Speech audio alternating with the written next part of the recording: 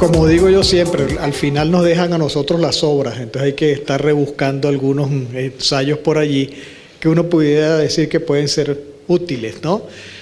Por ejemplo, este estudio me llamó la atención, bariátrica y regresión de aterosclerosis subclínica. Yo no había visto nada publicado al respecto. Esto fue presentado en la Sociedad Europea de Aterosclerosis. 84 mujeres con factores de riesgo cardiovascular adicionales a obesidad, índice de masa mayor de 40, sometidas a manga gástrica. Fíjense cómo evoluciona el índice de masa íntima media, el índice íntima media carotidia. Desde la basal al mes, miren cómo se viene reduciendo a los 2 meses, a los 6 meses y acá se estabiliza. Pero esto da una P significativa para todos los estudios. Estas son las primeras cosas que están apareciendo en el sentido de que pareciera que la bariátrica puede afectar ya la evolución de la aterosclerosis subclínica. No está Osvaldo Obregón, pero esto yo siempre lo pongo, omega 3 siempre presente. Salieron 2 estudios interesantes con el omega 3. Uno que se presentó en las sesiones de marzo del American College, del Omega Remodel, 358 pacientes posinfarto asignados a 4 gramos diarios de omega 3 versus placebo.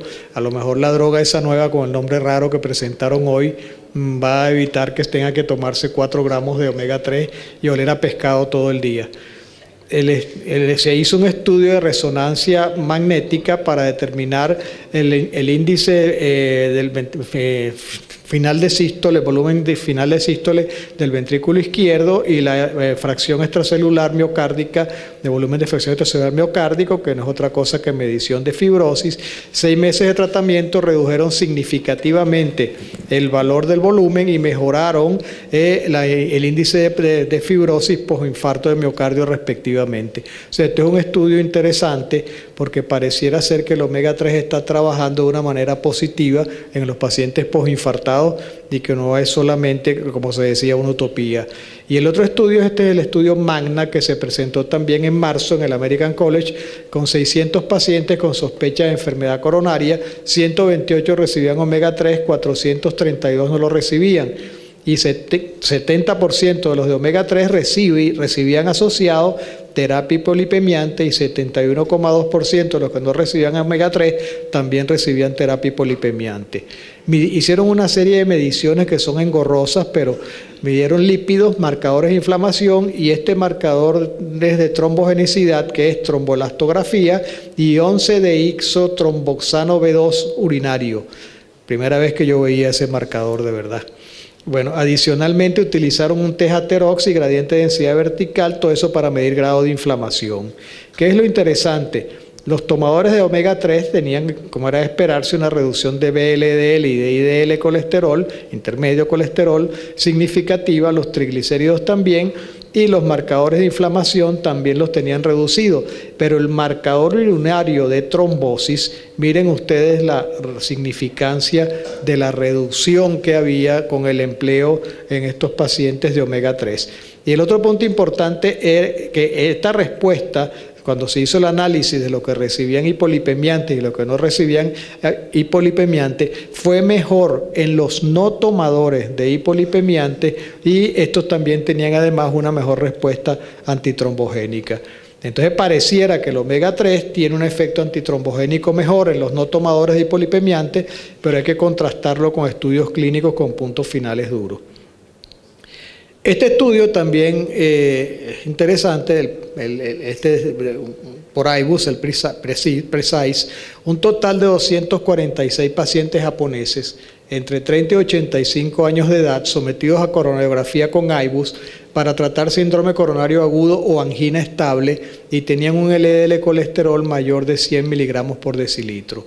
102 de ellos se sometieron a monoterapia y 100 a terapia dual con 10 miligramos de ezetimibe, pero en este caso asociado, a diferencia del Improvit, a atorvastatina.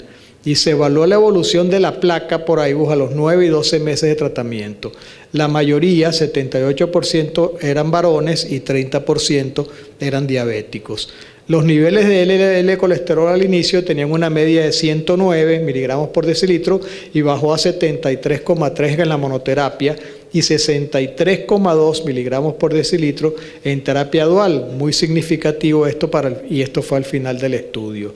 El cambio absoluto en el volumen porcentual del ateroma en un segmento de la arteria fue mayor en el grupo dual, menos 1,4%, contra la monoterapia, menos 0,3%, lo cual daba significativo, o sea que aparentemente había detención del proceso de arteriosclerosis. Y de manera significativa, los pacientes con terapia dual mostraron entonces mayor regresión de placa, 78% versus 58%.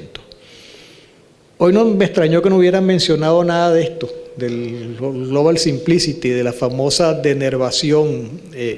Salió el Global Simplicity, el registro del Global Simplicity con 998 pacientes, estudio multicéntrico prospectivo abierto con mediciones de presión arterial en la oficina y en mapa de 24 horas.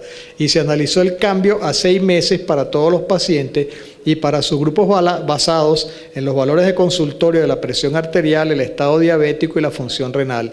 Y se incluyó también una cohorte de hipertensión severa con estos datos que tenemos acá, de presión arterial mayor 323 con sistólica mayor de 160 milímetros en consulta y mapa de 24 horas mayor de 135 y más 3 o más medicamentos antihipertensivos.